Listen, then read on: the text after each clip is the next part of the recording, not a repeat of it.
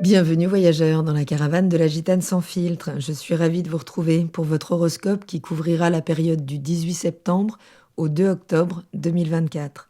Cette vidéo fait suite à celle postée pour l'analyse générale de la pleine lune en Poisson, celle du 18 septembre, dans laquelle vous trouverez une analyse plus complète des aspects que je vais reprendre plus spécifiquement pour votre signe dans cette vidéo. Donc nous allons voir d'abord quel axe spécifique est activé par cette pleine lune là dans votre thème, puis l'évolution du ciel pendant ces 15 jours. Je vous encourage, si vous connaissez votre heure de naissance, à monter votre propre thème natal. Vous trouverez un petit tutoriel sur ma chaîne puisque le secteur de vie peut être décalé en fonction de votre ascendant. Donc en montant votre thème, eh bien, vous connaîtrez votre ascendant, l'énergie de votre lune, dans quel secteur sont toutes les planètes.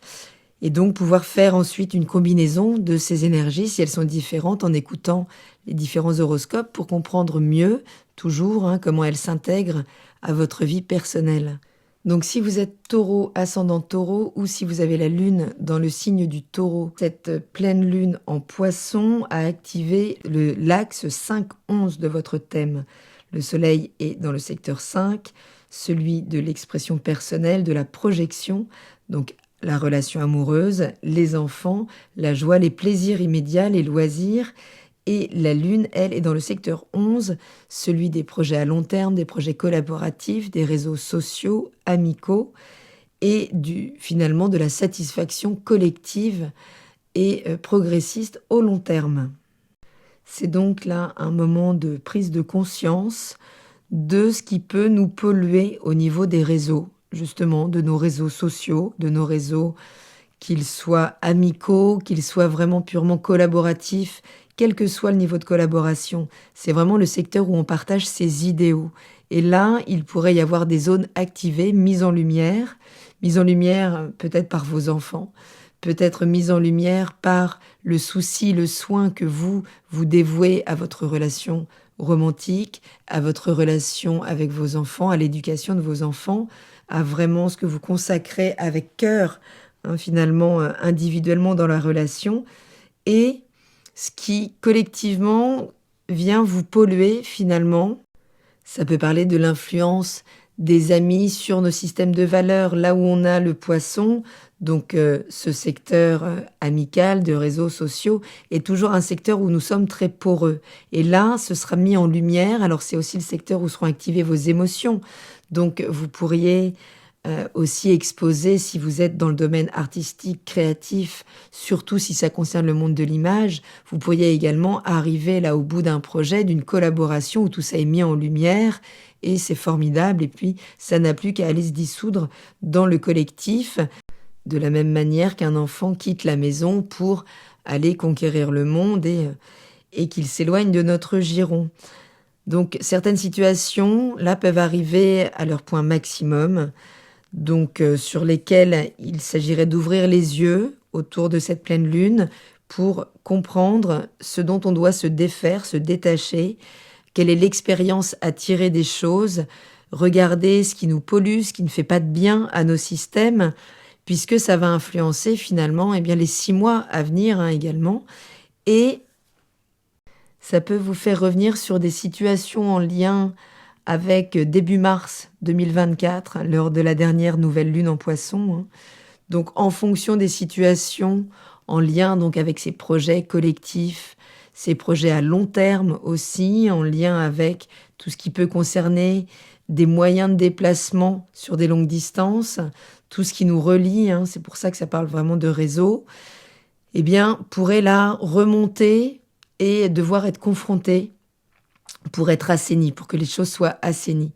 Vous pourriez vivre des échanges là où vous pourriez ressentir en fait que le jugement posé sur vous par vos amis ou vos collaborateurs est toxique aussi, et que finalement il influence trop votre création, votre relation amoureuse, votre relation à vos enfants, en tout cas que ce regard extérieur, doit être recadré, peut-être lui mettre des limites, puisque Saturne est toujours dans ce secteur, en poisson, qu'il vient limiter, mais il vient surtout pendant la rétrogradation pointer nos autolimitations. Donc au sein des réseaux, c'est une forme d'inhibition, quelque part qui peut se mettre en lumière là pendant cette période où on pourrait en comprendre un petit peu la source, remonter sur tous ces schémas. vous pourriez avoir des dépenses à faire là dans le quotidien qui vous mettent en tension, peut-être avec certaines difficultés financières du moment, peut-être quelques soucis de santé là qui pourraient se réactiver pendant cette période, hein, puisque Vénus, qui maîtrise votre signe, est dans le secteur 6 et vous demande vraiment là de remettre de l'harmonie dans votre quotidien, de prendre soin de vous, de réharmoniser peut-être les relations avec les collègues, de retrouver un équilibre dans ce quotidien là, mais qui est mis en tension quand même avec peut-être des blessures assez inconscientes qui demandent à être fouillées. Donc quand les émotions seront sollicitées, quand la lune traversera l'énergie de la balance, eh bien, il s'agirait là de pouvoir approfondir les choses, de savoir se mettre en retrait pour aller lever le voile, hein. Pendant toute cette période, il sera vraiment question de ça, pour aller connecter ce qui se trame derrière ces tensions, que ça concerne nos dépenses, notre rapport à l'argent au quotidien, notre manière de gérer de manière peut-être pas toujours équilibrée nos dépenses, mais ça fonctionne aussi avec la santé et le rapport social dans nos activités quotidiennes. Cette prise de conscience, elle est quand même soutenue par des poids lourds que sont Pluton, qui vient donc revoir là vos croyances en lien avec l'étranger, qui vient finir de dissoudre des vieilles structures, donc en lien avec l'administratif aussi, peut-être des bras de fer sur lesquels on revient, on croyait en avoir fini, et c'est des choses qui nous demandent de travailler en profondeur, à revoir nos liens au pouvoir, à la hiérarchie, dans tout ce qui va finalement avoir attrait au domaine de connaissances, aux hautes études, à tout ce qui va venir nous créer une pression par l'acquisition de connaissances supérieures aux nôtres, en fait. Et Uranus, eh bien, continue de rétrograder votre secteur 1, donc jusqu'en janvier, et vient vraiment réformer votre image de vous-même, votre manière de vous présenter aux autres, hein.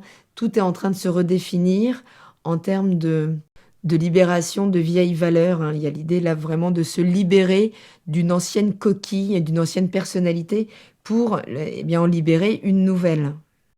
Jupiter vient soutenir Vénus quand même dans le secteur des biens, des possessions, du patrimoine, des racines. Et là, vous pourriez, si vous avez à faire des dépenses là qui vous mettent un petit peu en tension, avoir des soutiens au niveau des racines, peut-être de l'argent que vous aviez mis de côté, soit pourrait juste pouvoir avoir un soutien en termes de valorisation si on vient plutôt vous blesser en termes de blessures identitaires, justement. C'est-à-dire que, en gros, vous n'êtes pas tout seul confronté au regard de l'autre. Vous pourriez être soutenu aussi par le fait de savoir fondamentalement ce que vous valez au fond de vous. C'est de toute façon une période où nous devrons regarder les choses en face, puisque l'arcane de tarot associé à cette pleine lune, donc à cette période, c'est l'arcane de la justice, donc qu'elle soit humaine, divine, karmique, en tout cas, nous serons confrontés à la conséquence d'un comportement que nous avons pu avoir, d'une attitude, de ce que nous avons déployé sur 15 jours, sur 6 mois peut-être, depuis mars, pour là devoir comprendre ce qui doit être amélioré, ce qui doit être assaini. Donc dans votre secteur relationnel, en lien avec toute cette maison 11, où est la lune, où les émotions là viendront vraiment déborder peut-être dans ce secteur, pour vous permettre d'y mettre plus de rationalité, de mettre plus d'objectivité dans le regard que vous posez sur ce qui se passe, et d'aller creuser quand ça vient toucher des choses trop profondes.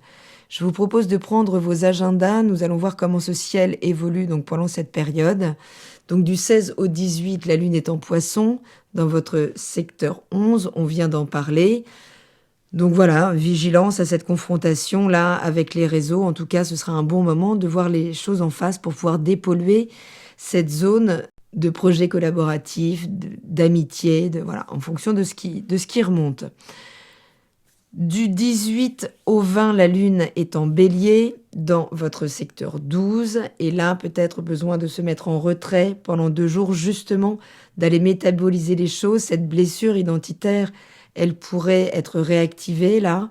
Vigilance à ce qui peut bouillir intérieurement, à comme ça peut se manifester au niveau psychosomatique. Ce sera vraiment là le moment de se mettre en retrait pour aller analyser les choses dans les profondeurs ou vous faire aider, hein. Vraiment entamer un travail là pour comprendre quels sont les sous-bassements à tout ça. Du 20 au 22, la Lune entre dans le signe du Taureau, donc dans votre secteur 1, le secteur de l'identité. Donc là, eh bien, vous pourriez être tout simplement à l'écoute de vos besoins pendant ces 2 jours, donc pouvoir ressourcer vos émotions, mais elles pourront être sollicitées également, puisqu'à un moment, elles vont de toute façon croiser la trajectoire d'Uranus, qui est là pour vous faire revoir certaines croyances sur vous, sur une nouvelle personnalité en train d'émerger, beaucoup plus à même de reconnaître ses besoins individuels, et tout ça, là, sera activé pendant 2 jours.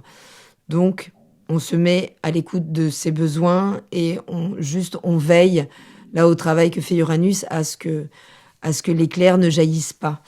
Du 22 au 24, la Lune entre dans le signe des Gémeaux, dans votre secteur 2, et pendant ces 2 jours, vos émotions sont reliées à vos biens, aux possessions, à ce que vous vous reconnaissez en termes de valeurs, de compétences, tournez sur votre productivité, votre capacité à gérer votre sécurité émotionnelle. Et le 23, hein, Vénus entre dans le secteur du Scorpion, dans le secteur de la relation, où des questions d'argent, de valorisation ou non dans la relation, là, pourraient être en question pendant ces 2 jours. Attention, puisque quand elle entre, elle est d'emblée carrée à Pluton, dans le secteur de l'étranger, de l'administratif, des connaissances, des hautes études. Donc là, il pourrait y avoir un bras de fer de quelques jours, des conflits pendant ces 2 jours. Attention à tout ce qui va impliquer justement les finances. N'hésitez pas à aller chercher du soutien. On a vu que vous pourriez en avoir. Mais les situations, de toute façon, avec Pluton, doivent être dissoutes ou transformées radicalement. Mais c'est pour ça là qu'il revient dans ce secteur pour finaliser les choses une bonne fois pour toutes.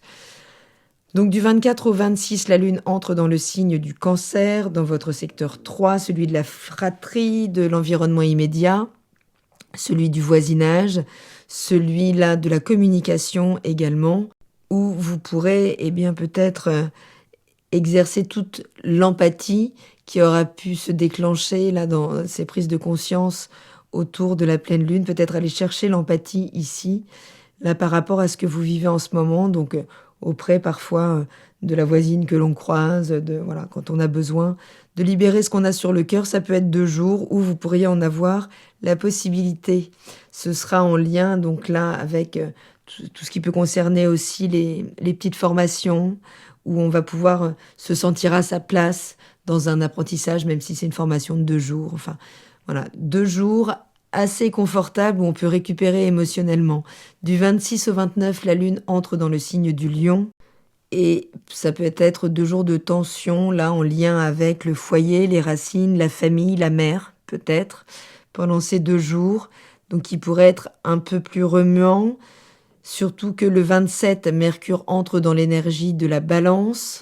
Donc attention là au rapport de force, au rapport d'ego, hein, dans des affaires qui peuvent impliquer la justice, l'administration, ou le retour de situations là avec les collègues, des choses qui reviennent, des schémas, puisque elle croisera donc la trajectoire du nœud sud, cette planète de communication. Donc oui, retour d'anciennes histoires, d'anciennes situations, en lien avec la romance, en lien avec le juridique et de l'argent. Du 29 septembre au 1er octobre, la Lune sera en Vierge, où elle rejoint Vesta, donc dans le secteur des enfants, de la créativité, de la romance, de la projection, des loisirs aussi, hein, où là vous aurez à nouveau un point de focus sur ce secteur qui demandera toute la lucidité possible, tout votre pragmatisme et peut-être toute votre diplomatie aussi. Le 1er octobre, la Lune entre dans le signe de la Balance, dans votre secteur 6 du quotidien, là où vous pourriez avoir à régler justement certaines affaires qui reviennent à la surface, certains dossiers qui remontent en lien donc avec ce secteur du quotidien, avec l'hygiène de vie, avec notre capacité à gérer ce quotidien, avec le temps, les collègues, mais toujours en lien peut-être avec des choses à équilibrer dans les relations, peut-être des vieux dossiers là de justice qui demandent à y mettre un nouveau soin maintenant qu'on a pris conscience de certaines illusions. On peut retrouver l'équilibre en faisant le tri aussi sur certains collaborateurs, surtout si vous travaillez dans le domaine de la justice. Tout ça nous amènera à la nouvelle lune, donc en balance le 2 octobre, mais nous en reparlerons à ce moment-là. N'hésitez pas à participer au concours de cette rentrée en commentant la vidéo de votre tirage de septembre, si vous souhaitez gagner 1 heure de consultation avec moi, si le cœur vous en dit. D'ici là, prenez bien soin de vous. Je vous remercie pour votre écoute, vos commentaires, vos likes, vos partages. Je vous embrasse et je vous dis à très bientôt dans la caravane de la Gitane sans filtre. Salut!